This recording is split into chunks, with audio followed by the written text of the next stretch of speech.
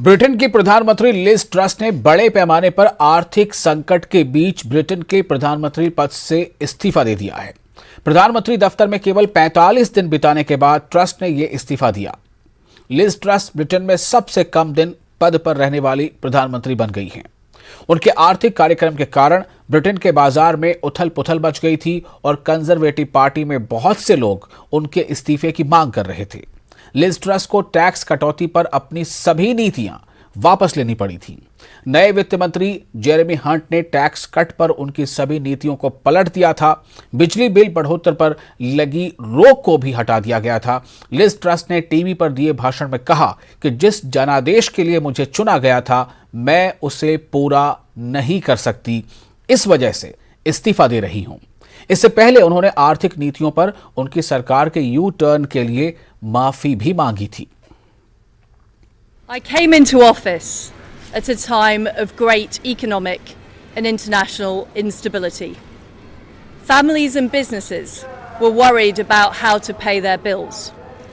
Putin's illegal war in Ukraine threatens the security of our whole continent, and our country has been held back for too long by low economic growth. I was elected by the Conservative Party with a mandate to change this.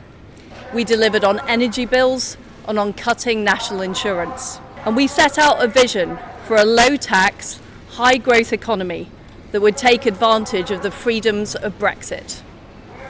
I recognise, though, given the situation, I cannot deliver the mandate on which I was elected by the Conservative Party. I have therefore spoken to His Majesty the King to notify him that I am resigning as leader of the Conservative Party. This morning I met the chairman of the 1922 committee, Sir Graham Brady. We've agreed that there will be a leadership election to be completed within the next week.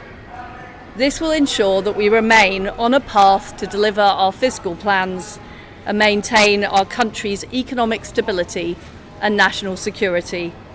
I will remain as Prime Minister until a successor has been chosen. Thank you.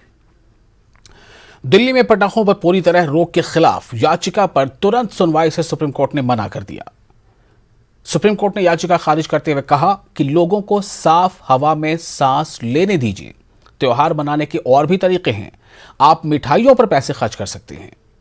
याचिकाकर्ता BJP नेता और सांसद मनोज तिवारी के वकील ने court में पराली से हो रहे प्रदूषण का मामला कोर्ट में रखने की कोशिश की। इस पर कोर्ट ने कहा कि हम इस मामले को बाद में सुनेंगे।